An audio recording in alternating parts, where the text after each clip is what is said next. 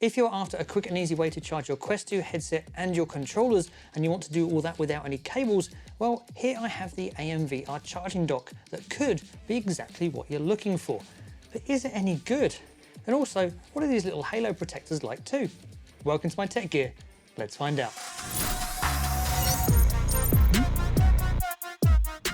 Now, AMVR did send me these to review, but they're not paying or sponsoring this video, so you will get, as always, my honest opinion. So out of the box, you do get the main charging unit itself, which actually comes in 3 different pieces. There's the main headset charging unit, and the either side you will have the controller charging docks as well. These 2 actually come apart from the main unit and can be clipped together separately, so you can store them somewhere else if you want to. I'll get to that in a little bit. But to charge all of them, they do all need to be attached like that. And as well as that, you do also get the grip covers too. So these are a grip handle here, which allows you to have the controllers on your hands without them falling off. It actually holds really securely on your hand. Installing them is really easy. So to install these onto your controllers, you do need to take the battery cover off that's currently on there and take your battery out. Once that's done, then take this rechargeable battery and do make sure it's in the right way and that the metal faceplates are facing outwards, because the connections on the inside of here do need to touch the battery, like so. Now you need to take the battery cover and strap and attach it to your controller. Before you do that, do make sure that you take this little square thing off first, because otherwise it's not going to go onto your controllers. That just then slides into place. Once that's in place, then put the little compartment back on your controller. Do make sure you take off this bit of sellotape that's over the controller points here, because otherwise, if you don't, it's not going to charge when it goes on the dock. There is one weird omission with this charging dock, because whilst it does have a USB-C port in the back for charging, there's actually no USB-C cable in the box.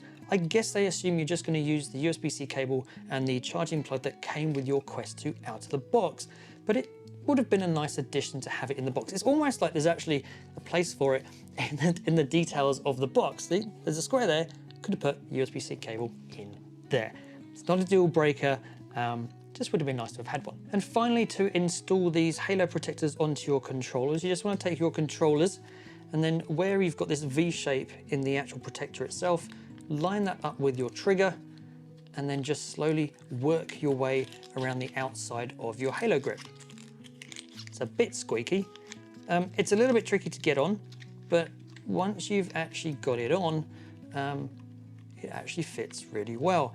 And it's really easy to tell left from right or right from left, because they've got 2 different colors on each controller. So there you go, all done. So now we've got the grip covers on the controllers themselves, we've got the halo protectors over the top, and then we've got the charging dock all assembled.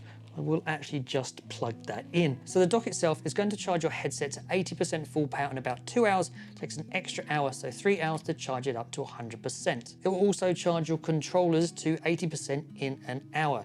If you want to charge your headset and your controllers to full, it's going to take about 5 hours to do that in total. It is worth noting that the charging dock won't charge your controllers until your headset is at least 92% charged. So it will always charge your headset first. Now that's not that big a deal though, because controllers, well, the batteries in these typically last months, whereas your headset only lasts a couple of hours. So you are always going to be charging your headset more than your controllers. And it attaches really easy using the magnetic plug, which I actually haven't put on the headset yet. Hang on, so the magnetic plug that comes in the box goes into your USB-C charging port on your headset, and then that magnetic plug then attaches to the charging dock when you, well, dock it. And once that magnetic plug is installed, charging it is really easy. Just drop the headset into the dock. Once attached, the headset LED will pulse red whilst charging and turn solid green when it's finished. It's a lot easier when you're looking at it not sideways or from behind the camera. And charging the controllers is really easy. Just slot them into the holes on the outside.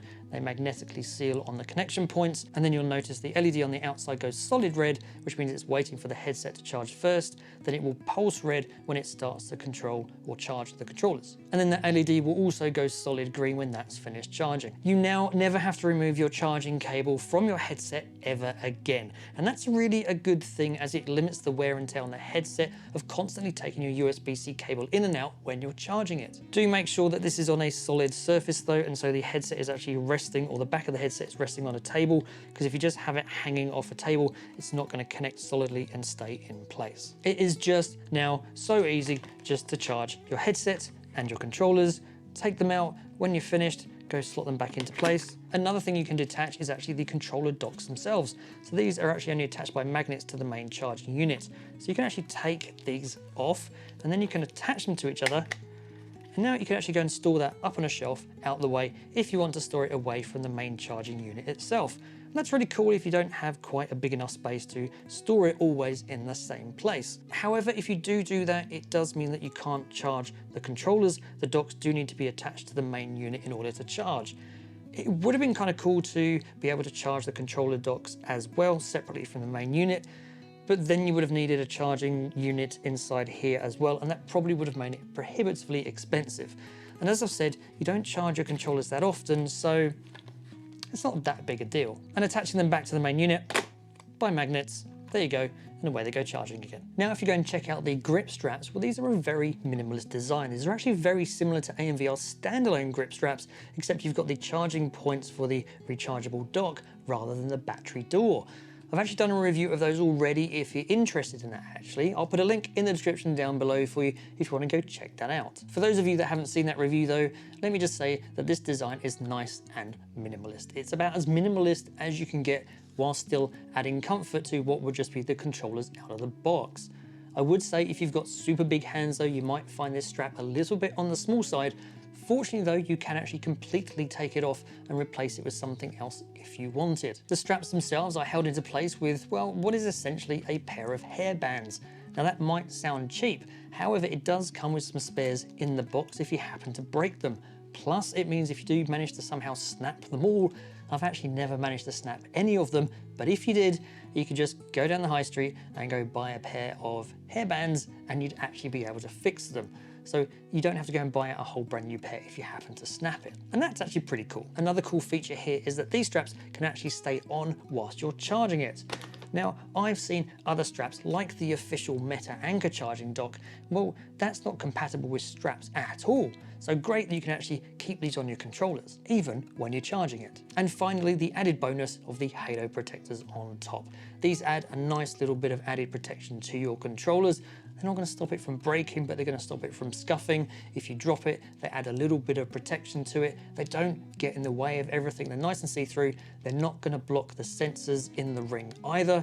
So they're pretty cheap as well, so they're definitely worth adding on top of just getting the dock on its own. So should you buy it? Well, if you compare it to its closest alternative, which is the official Meta Anker charging dock, well, that does charge quicker than this does, and it has a power cable, but it is more expensive at $99, and as far as I can tell, it's only available in North America and Europe, and it's not compatible with grip covers. Here, on the other hand, you get a pair of grip covers with it, and at $79 US, the AMVR charging dock is cheaper. It has a few cons though, with the lack of a charging cable and slower charging times, but some innovative features like the detachable controller docks and the grip covers certainly help make up for it. If you add the Halo controller protectors as well, well, they only cost an extra $14, and so you get the charging dock, the controller grip covers and the Halo protectors all for only $93, and that's still cheaper than the Anker charging dock on its own. So if you're in the market for an easy way to charge your headset and controllers, then this is really easy to recommend. I will place purchase links to it in the description down below so you can go check it out for yourself. If you'd like to customize your Quest 2 even further, then be sure to check out some more great Quest 2 accessory ideas via the link up here. If you have enjoyed the video, please don't forget to like and share it. Consider subscribing to this channel if you're not, and hitting that notification bell so you're notified about new videos as and when I release them. Thanks for watching, and as always, I'll see you in the next one.